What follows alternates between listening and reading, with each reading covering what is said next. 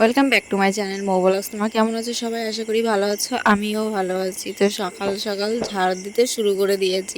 তো সকালবেলা তো আমাদের একটাই কাজ, সকালবেলা ঘুম থেকে উঠে আগে বাসি ঘরটাকে ঝাড় দেওয়া। তো সেই কাজটাই করছি। আর আমি আজকে না, আমি প্রতিদিনই আগে বাসি কাপড় ছাড়ি, তারপরে অন্য কাজ করা কমপ্লিট করি। একবারে আমি বাসি কাপড় ছেড়ে ঘরের থেকে বের হই, তারপরে আমার আর পরে পাল্টানো লাগে না। তার জন্য একেবারে পাল্টিয়ে টাল্টিয়ে তারপরে ঘর থেকে বেরিয়ে যাই। তো তারপরে এখানে দেখো আমি এখন ঘরটা ঝাড় দিয়ে নিচ্ছি। আর মা উঠোনটা ঝাড় দিচ্ছে। মার উঠোনটা ঝাড় দেওয়া অবশেষে হয়েও গেছে। কারণ কি বলো তো, মা তো অনেকটা আগেই ওঠে, আমার থেকেও আগে ওঠে। মা ঘুম থেকে উঠে আগে দোকান টোকান খোলে, দোকান ঘর ঝাড় দিয়ে মুছে তারপরে এই পাশে চলে আসে এই উঠোন ঝাড় দিতে। তো দোকানটা যেহেতু ভোরবেলা খুলতে হয়, সবাই গ্রামের মধ্যে তো সবাই এসে ডাকাডাকি করে, তার জন্য ভোরবেলা উঠে আগে দোকানটা খোলে। তারপরে দেখো আমি এখানে চা বানাতে চলে এসেছি, কারণ এখন বাবা খাবে চা।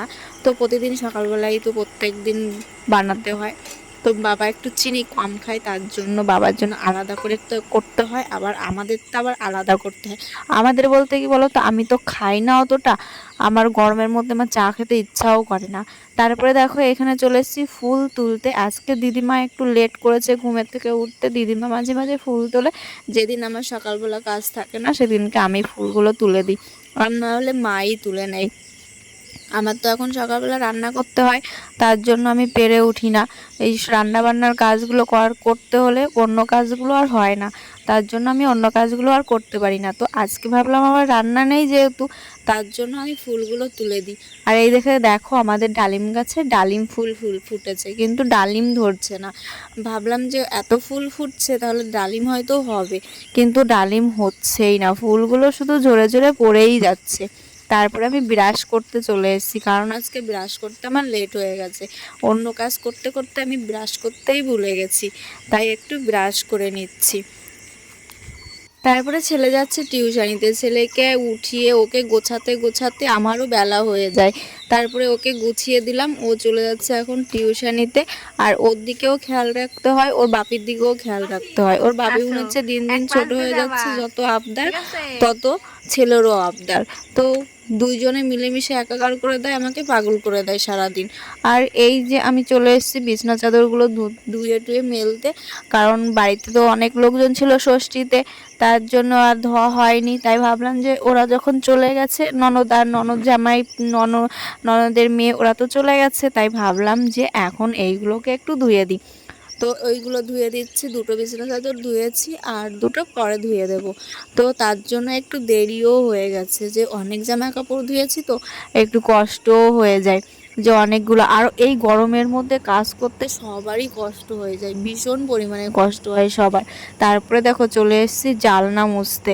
আর এই আমার এক একটা জালনা মুছতে মুছতে কি হয় বলো তো, এই ঘরের একটা জালনা মুছি তো অন্যদিকে নোংরা হচ্ছে, মানে ঘরের চারিদিকের ঘরগুলো মুছতে, জানলাগুলো মুছতে মুছতে এই পাশেটা মুছে আস্তে আস্তে অন্যটা আবার নোংরা হয়ে যায়। তার মানে কি বলো তো, আমার মা প্রত্যেকটা দিনই এই জানলা মুছতে মুছতে আমি পাগল হয়ে যাই।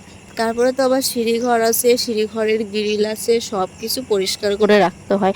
আর পরিষ্কার করে না রাখলে ভাই ঘরের দিকে তো তাকানো যাবে না, আর তাকানো না গেলে তো লোকে খারাপ বলবেই। তো তার জন্য একটু যত্ন সহকারে সব কিছু করে রাখতে হয় গুছিয়ে। তারপরে দেখো আমি এখানে একটু আম মাখা খেয়ে নিচ্ছি। মা একটু আম মাখা মেখেছিল, তাই আমি একটু খেয়ে নিচ্ছি। বললো যে অনেকগুলো কাঁচা আম আছে, তাই একটু মেখে নিই। তো এই আমগুলো আমাদের গাছেরই, গাছের আমগুলো কি হয়েছে বলো তো, যেই পেকে যাচ্ছে ভিতরে পোকা হয়ে যাচ্ছে। তাই বাবা ভাবলো যে আমগুলো কাঁচা থাকতে থাকতে পেরে নিই, তাহলে একটু খাওয়া যাবে। তাই মা সে আমগুলোকে মেখে নিয়েছে। আর বিকেলবেলা দেখো এখানে মা ঘাসগুলো তুলেছে। ঘাস হয়েছিল উঠোনে ভীষণ পরিমাণে, আর এই ঘাসগুলো মাই বেশি তোলে। আর আমি ঘাসগুলো নিয়ে বাইরে ফেলে দিয়ে এসেছি। তারপর বানাতে চলে এসেছি চা, কারণ দুপুর বিকেল বেলা চা তো খেতেই হবে, তাই সবাইকে এখন চা বানিয়ে দিচ্ছি। সবাই এখন চা খাবে, সকাল বিকাল দুবেলাই চা হয়। তো এখন সবাইকে চাগুলো দিয়ে আসবো।